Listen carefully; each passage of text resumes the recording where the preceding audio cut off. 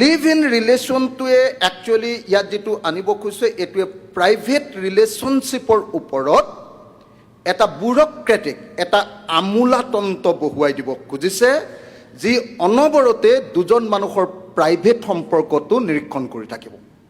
তেওঁৰ নাম দিছে ছাব ৰেজিষ্টাৰ। অকল ছাব ৰেজিষ্টাৰত কেইমাহৰ ভিতৰত ষ্টেটমেণ্ট দিলেই নহ'ব, ছাব ৰেজিষ্টাৰৰ সেই বস্তুটো আকৌ গৈ থানা পাব, আৰু থানাই সেইটো যাকে তাকে দিব পাৰিব। সেইটো যদি কোনোবাই খোজে যে এই ল'ৰা দুজনৰ হেৰি আছে নেকি, সম্পৰ্ক আছে নেকি, এই ল'ৰা দুজন আৰু ছোৱালী দুজনীৰ ডাইভৰ্চ হ'ল নেকি, সেইটো আপোনাৰ মেন আৰু ওমেনক সেই সম্পৰ্কটোৰ কাগজো দিব পাৰিব। তো এই যিটো কাৰবাৰ, এইটো হ'ল কমপ্লিটলি পাৰ্চনেল লিবাৰ্টিৰ ওপৰত ৰাষ্ট্ৰৰ টোটেল হস্তক্ষেপ, আৰু এইটোৱে কনষ্টিটিউশ্যনেল ষ্টেণ্ডাৰ্ড অফ প্ৰপৰচনিটি বুলি যাক কয়, যে এখন সংবিধানে কোনটো কথাত আচলতে আইন তৈয়াৰ কৰিবলৈ অনুমতি দিছে তাক খৰ্ব কৰিছে।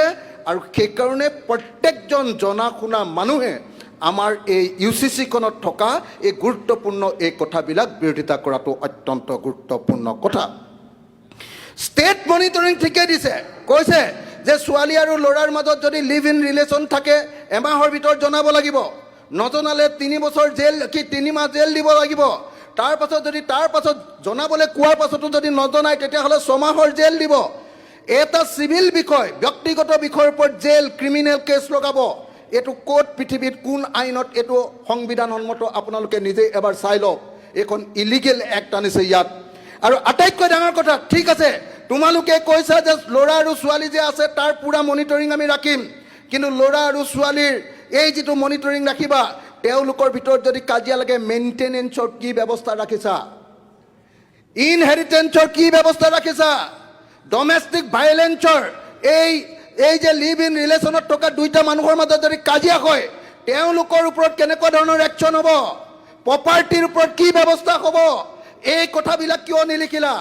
অৰ্থাৎ তোমালোকে RSS আৰু বিজেপিৰ দৃষ্টিভংগী অনুসৰি মান্দাতাকলীয়া যুগলৈ গৈ তোমালোকে অকল প্ৰাইভেচিৰ ওপৰত, ব্যক্তিগত প্ৰাইভেচিৰ ওপৰত আক্ৰমণ কৰিবৰ কাৰণে এইটো আনিছা। আৰু সেইকাৰণে এই আইনে অসমৰ বা ভাৰতবৰ্ষৰ জনতাৰ ওপৰত, অসমৰ যুৱ প্ৰজন্মৰ ওপৰত হাৰাছমেণ্ট আনিব, একদম মৰেল পলিচিং আনিব, ছ'চিয়েল কোহেশ্যন আনিব।